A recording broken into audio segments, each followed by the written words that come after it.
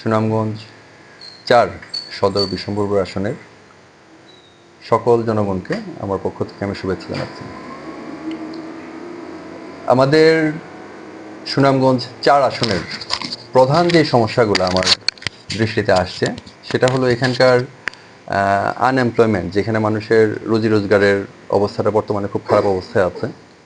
প্রথম জিনিস হলো তাদের আয় রোজগারের ব্যবস্থাটা কিভাবে বাড়ানো যায়, মানুষের অর্থনৈতিক সচ্ছলতা কিভাবে আনা যায় সেদিকে আমার দৃষ্টিপাত করা। প্রথম যে বিষয়টা আসে সেটা হলো, আমি আগেও বলছি, সবসময় বলছি, যে আমাদের যেখানে ধোপাজান চলতি নদী সেটা একটা মানুষের, এখানকার মানুষের, শ্রমজীবী মানুষের রোজগারের একটা বড় উৎস। যখন রাষ্ট্রকে খাজনা দিয়ে নদীটা খোলাচ্ছিল, এখানে বিশাল একটা শ্রমিক গোষ্ঠী আছে যারা এখান থেকে উপার্জন করে একটা ভালো একটা অবস্থানে যেতে পারতো, তাদের ভালো একটা আয় রোজগার হতো। সেই জায়গাটা এখন বন্ধ। ওই জায়গাটা থেকে একটা প্রভাবশালী মহল পরিবর্তন হয় সময়ে সময়ে, তারা অনৈতিকভাবে লাভবান হচ্ছে, রাষ্ট্র এখান থেকে একটা বিশাল খাজনা থেকে বঞ্চিত হচ্ছে এবং মানুষগুলা প্রতিনিয়ত নির্যাতন এবং হয়রানির শিকার হচ্ছে। প্রথম কাজ হবে আমার, আমি যদি এখান থেকে মানুষজন মনে করে আমার যোগ্য মনে করে, আমার যদি নির্বাচিত করে, আমি এই বিষয়টার দিকে একটু দৃষ্টিপাত করতে চাই। দ্বিতীয় বিষয় হলো আমাদের এখানকার যে যোগাযোগ ব্যবস্থা, এই যোগাযোগ ব্যবস্থার কারণে আমাদের সুনামগঞ্জের মানুষের অনেক কষ্ট করে ঢাকাতে, গাজীপুরে, টঙ্গীতে, ওই সমস্ত জায়গায় গিয়ে আপনার গার্মেন্টসে, তারপর বিভিন্ন কারখানায় তাদের কাজ করতে হয়। আমাদের এখানকার যোগাযোগ ব্যবস্থাটা যদি ভালো হতো, বড় বড় ট্রান্সপোর্টের যে গাড়িগুলো সেগুলো যদি আসতে পারতো, সহজে যদি সুনামগঞ্জ থেকে ঢাকা যেতে পারতো, মূল কথা হচ্ছে রাস্তাটা যদি আরও প্রশস্ত হতো, তাহলে এখানে অনেক ধরনের শিল্প কারখানা গড়ে উঠতে পারতো। এখানকার মানুষ, আমাদের নদীর ওই পারের যে মানুষগুলা, ঈদের সময় আসলে আমরা যেটা খুব বেশি আমাদের চোখে পড়ে, আমাদের এখানে হাজার হাজার মানুষ, ওনারা লাইন ধরে রাত 12টা 1টা পর্যন্ত দাঁড়িয়ে থাকেন ঢাকাতে যাওয়ার জন্য। ঢাকাতে তাদের কাজ কি, হয়তো এখানে একটা কারখানায় কাজ করছেন স্বল্প বেতনে, ওইখানে তাদের থাকা খাওয়ার যে ব্যবস্থাটা, সব খরচ সেখানেই চলে যাচ্ছে।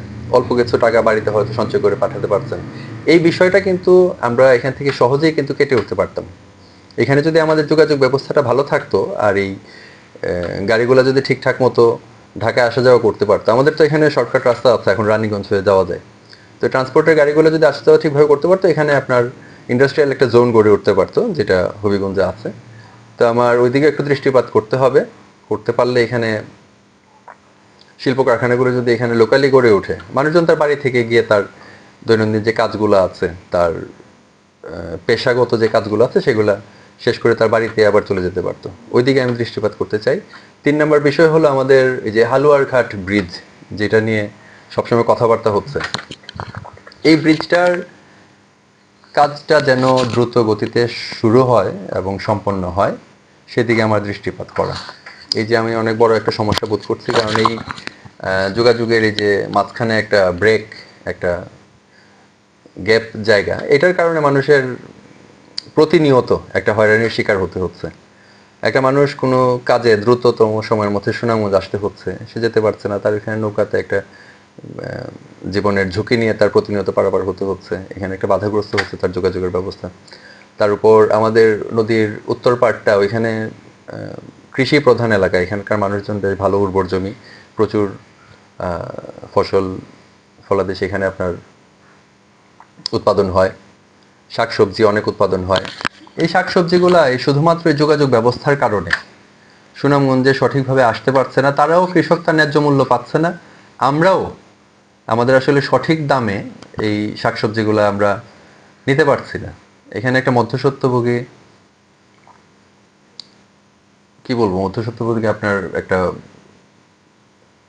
পার্ট রয়েছে যারা এখান থেকে প্রতিনিয়ত লাভবান হচ্ছে। কৃষকও তার ন্যায্য মূল্য পাচ্ছে না, ভোক্তারাও তাদের সঠিকভাবে এই সমস্ত জিনিস নিয়ে আসতে পারছে না। তো আমাদের এই ব্রিজটা যদি হয়ে যায়, সব দিক থেকে সবাই উপকৃত হবে, চিকিৎসা খাত থেকে শুরু করে শিক্ষা খাত, কৃষি খাত, মানুষের। তারপর এখান থেকে ব্রিজ হয়ে গেলে আমার তো ধারণা এদিক দিয়ে আপনার একটা শুল্ক স্টেশনও হতে পারে, আমরা সেটাও চিন্তা করতেছি। তো আমার এই সমস্যাটার সমাধান করতে যা যা করতে হয়, আমি এটার সমস্যা বোধ করছি, এবং এটা সমস্যা দূর করতে যা করতে হয় আমি সেভাবে ব্যবস্থা নেওয়ার চেষ্টা করব। আচ্ছা, আপনার নির্বাচনী প্রচারে কোনো বাধা বা চাপ অনুভব করছে কিনা সেটা আমাদেরকে একটু জানাতেন। বাধা বা চাপ বলতে নির্বাচন তো আসলে আমার নির্বাচন না, নির্বাচন মূলত তো হচ্ছে জনগণের। আমরা তো হলাম, আমরা শুধু নির্বাচনের প্রার্থী হয়েছে, এখন জনগণ কিভাবে আমাদের ভোট দিবে, কতটুকু আমাদের উপর প্রত্যাশা আছে সেটা জনগণ বুঝবে। আমি মাঠে কাজ করতে গিয়ে এখন যেটা ফিল করতেছি যে মানুষজন আসলে নির্বাচন নিয়ে এখন পর্যন্ত একটু আতঙ্কিত।